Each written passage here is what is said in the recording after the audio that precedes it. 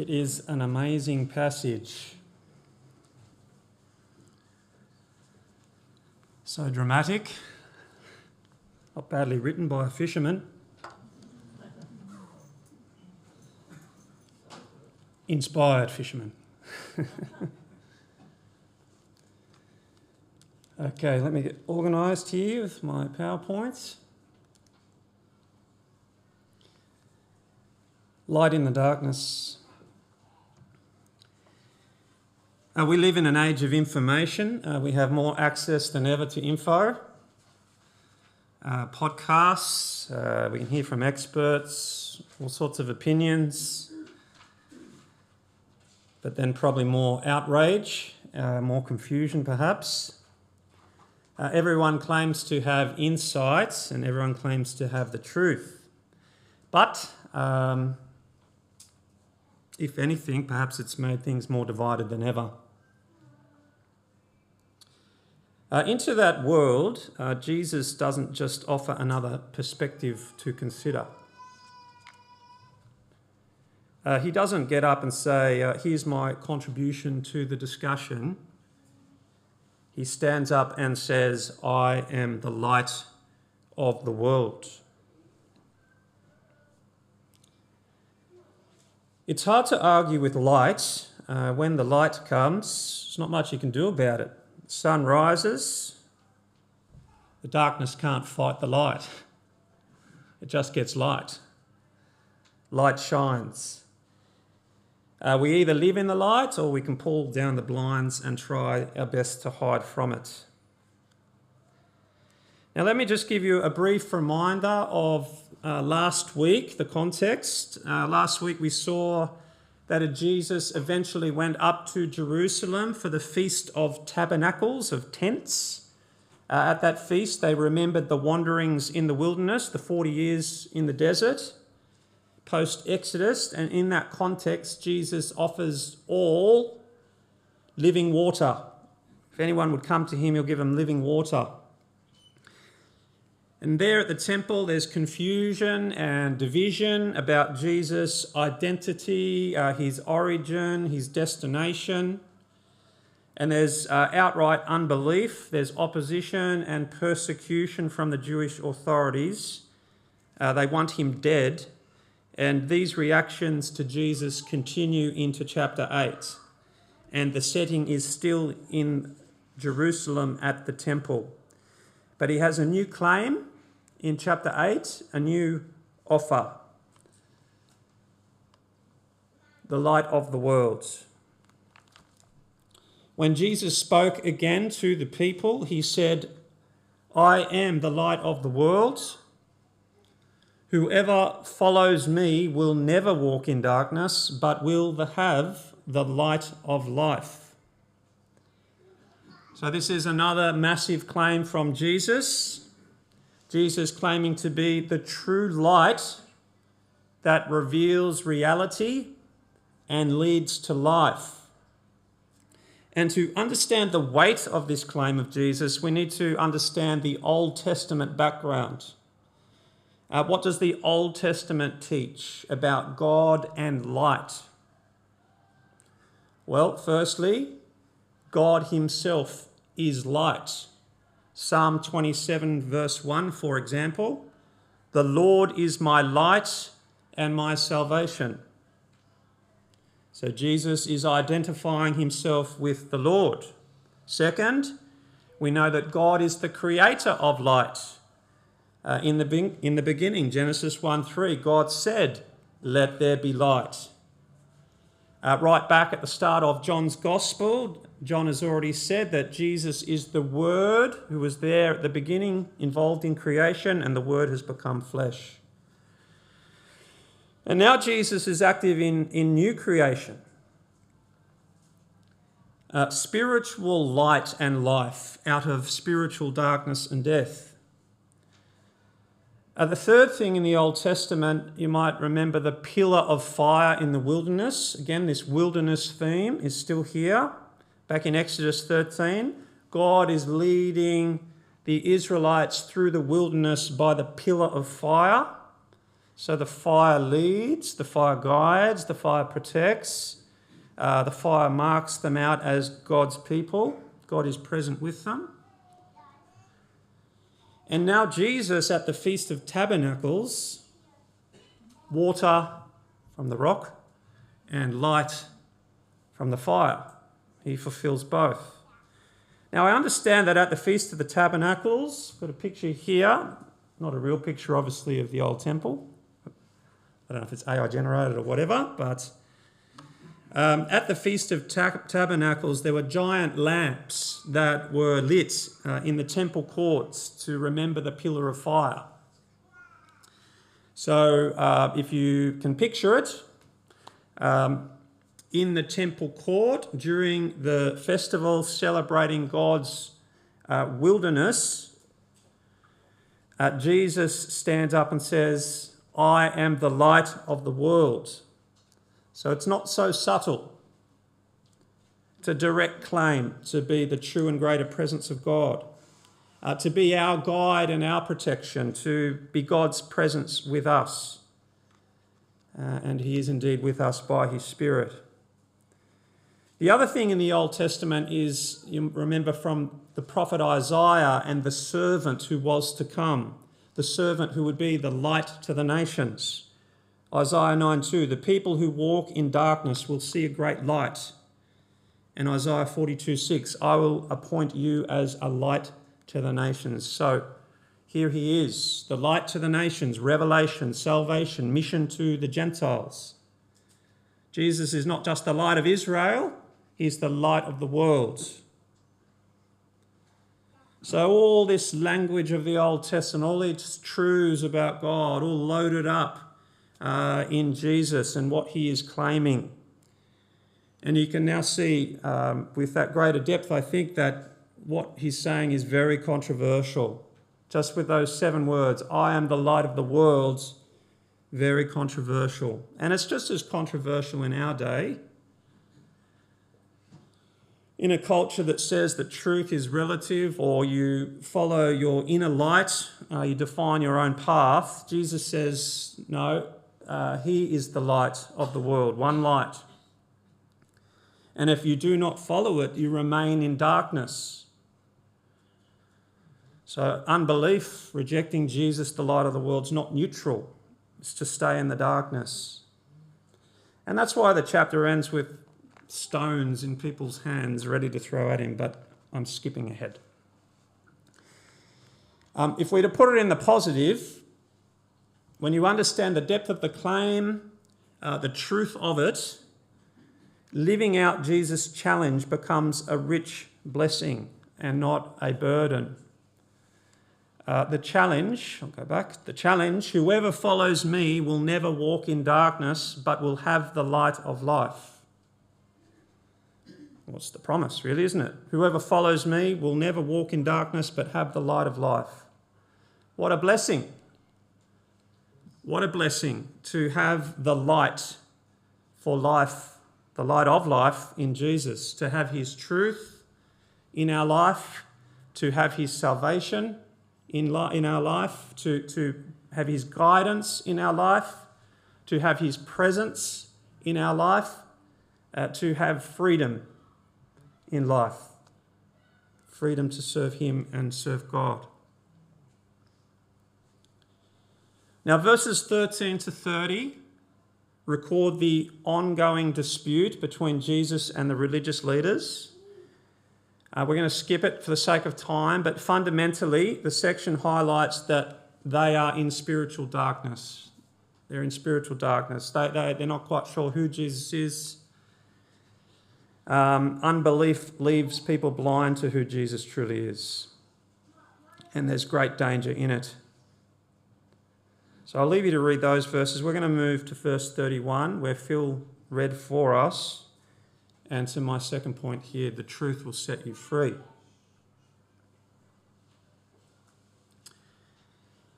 How does the world, our world, think about freedom and truth?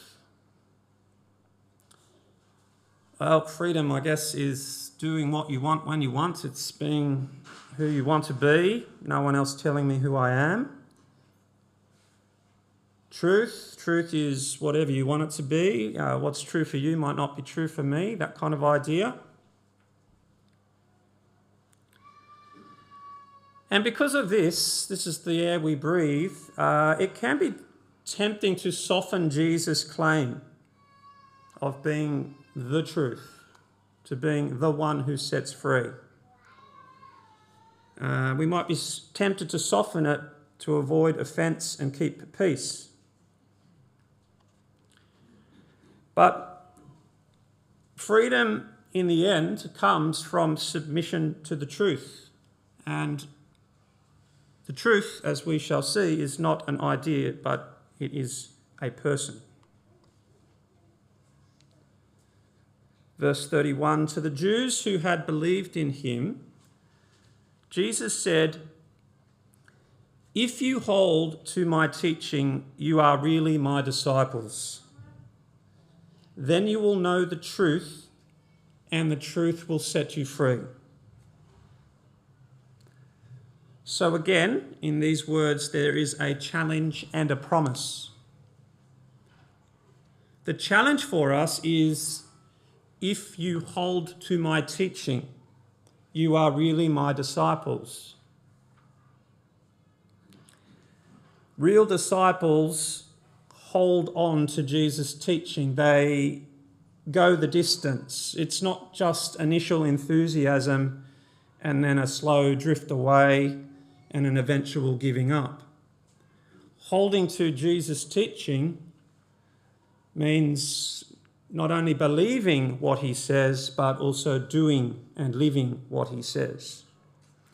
And of course, doing that, living it, doing it, will cause us to cut against the culture that surrounds us. We'll swim against the tide when required. Which, if we're honest, is quite often. It's most of the time, swimming against the tide. It's standing on and standing up for the truth, not being sucked into the world's view of the world and lifestyle. This is all part of holding to Jesus' teaching. It's challenging, and we certainly need his guiding presence with us, his truth, his light and life to empower us. But there's also a promise here. Verse 32, then you will know the truth and the truth will set you free. So by sticking with Jesus, we won't get sucked into the world's lies. We'll stand on the truth, Jesus. We won't get sucked in by the false promises of the world. We'll stand on Jesus' promises. They are true. You know, the world says this is how you should live. This is the way to true life, to being satisfied in life, to being happy. No, Jesus' truth will set us free from these false and ultimately unsatisfying pathways of life.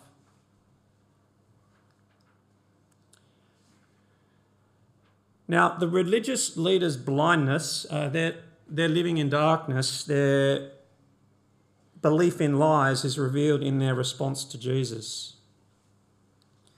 They answered him in verse 33, "We are Abraham's descendants and have never been slaves of anyone. How can you say that we shall be set free?" Who are they slaves to as they speak those words? Rome. Who else have they been slaves to throughout their history? The Egyptians, Syrians, Babylonians.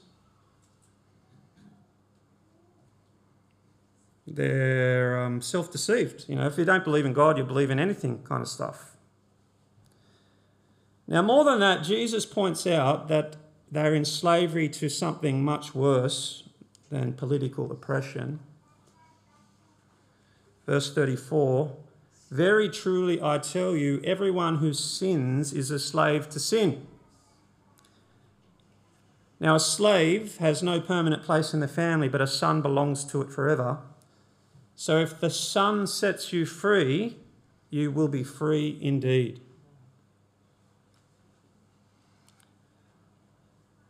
Now, these words of Jesus, everyone who sins is a slave to sin. Is there anyone who does not sin? No, we all sin, therefore we are all slaves to sin unless Jesus sets us free. We need to be set free by Jesus. It's only Jesus who can set us free and make us a son or daughter of the Father, a member of the family of God forever. And this is true for Abraham's physical descendants, the Jews, as much as it is for us. But this truth doesn't go down well with the Jewish authorities. What follows, as we heard read, is a to and fro between Jesus and the Jewish authorities. It's amazing stuff. And to sum it up, it's really all about two fathers and two ways. There's two fathers, there's two ways. Now, I want to read it again because it is so good and it's worth hearing once again, and I'll just draw a few things out as we go. I'm not going to have it on the screen, so if you have your Bible open, you can follow. In verse 37, Jesus presses beneath the surface. He goes past their religious identity as the Jewish authorities, the leaders, Pharisees, etc., and he highlights their allegiance. Verse 37, I know that you are Abraham's descendants, yet you are looking for a way to kill me because you have no room for my word. I'm telling you what I've seen in the Father's presence, and you are doing what you have heard from your own father. Abraham is our father, they answered. If you were Abraham's children, said Jesus, then you would do what Abraham did. As it is, you are looking for a way to kill me, a man who has told you the truth that I heard from God. Abraham did not do such things. You are doing the works of your own father. He's pressing deeper again. They say, we are not illegitimate children. The only father we have is God himself. Jesus said to them, if God were your father, you'd love me. Can you see their faces going red with rage? For I have come here from God. I have not come on my own. God sent me. Why is my language not clear to you? Because you are unable to hear what I say. Partly because they're so angry, but they've got a deeper problem than just anger. Verse 44, you belong to your father, the devil. Wow.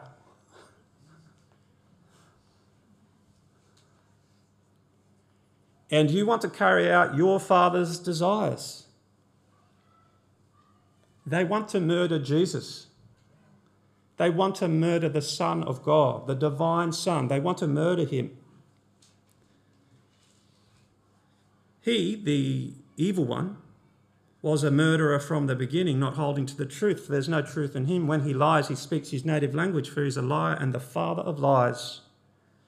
They bear the family likeness of the devil. Yet because I tell the truth, verse 45, you do not believe me. Can any of you prove me guilty of sin? If I'm telling the truth, why don't you believe me? Whoever belongs to God hears what God says. The reason you do not hear is that you do not belong to God. Wow. Jesus isn't holding back here. He's not holding back. And he's not being very inclusive here, is he? He wouldn't be welcomed at the uni or the school or at the work function or to speak in the parliament. He'd upset people at the dinner table, saying things like that. He'd be cancelled, possibly arrested for hate speech, thrown in jail in post-Christian West. Now, if this is not enough already, Jesus presses even harder in the final section. Stay with me, final section. Before Abraham was, I am. Here, Jesus makes the ultimate claim. He claims divine identity and eternal authority. So, in their fury, the religious leaders start playing the man. They start playing the man, verse 48. Aren't we right in saying that you are a Samaritan and demon-possessed? They're getting desperate. Verse 49, I'm not possessed by demons, said Jesus, but I honour my Father and you dishonour me. I'm not seeking glory for myself, but there is one who seeks it, and he's the judge, the Father. Very truly, I tell you, whoever obeys my word will never see death. There's a promise.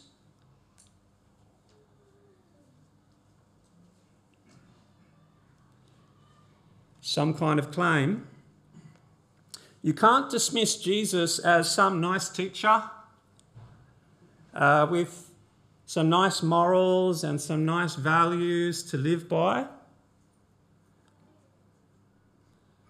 where you can pick and choose the teachings that you like and don't like.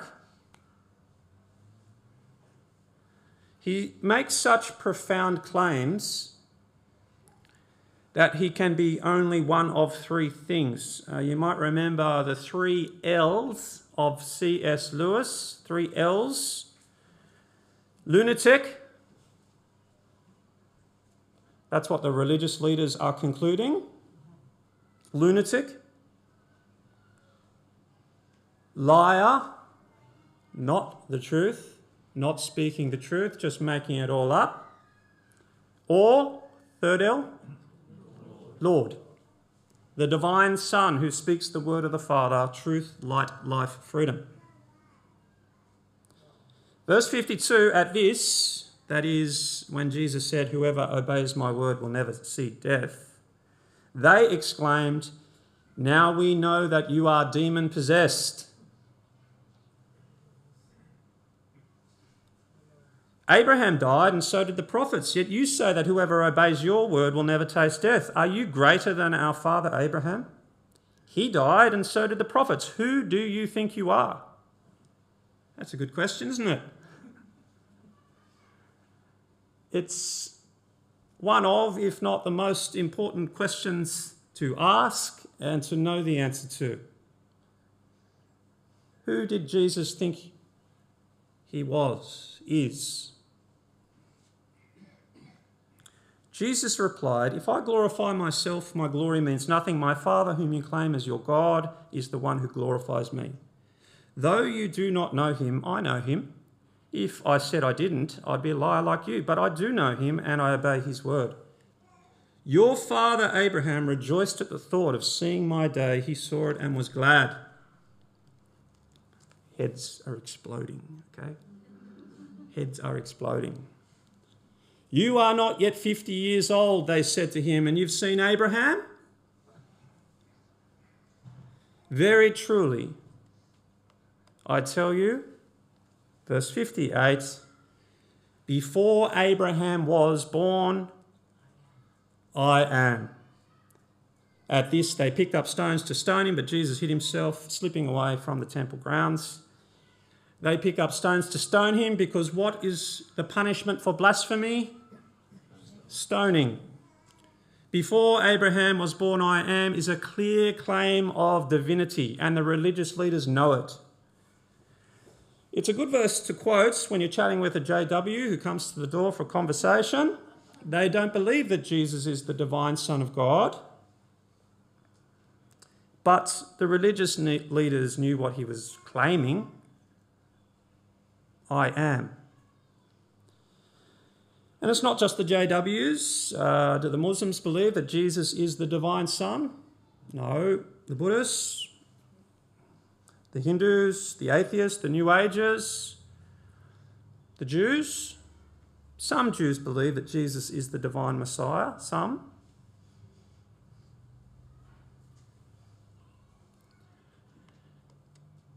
Going back to the wilderness once again, you remember Moses at the burning bush before the Exodus, the burning bush that did not burn. Moses said to God back then, suppose I go to the Israelites and say to them, the God of your fathers has sent me to you, and they ask me, what is his name? Then what should I tell them? God said to Moses at the burning bush, I am who I am. This is what you are to say to the Israelites. I am has sent me to you. Before Abraham was, I am, is Jesus saying, I am the Lord God in human form. This is why he alone is the light of life. He alone is the truth who can set free.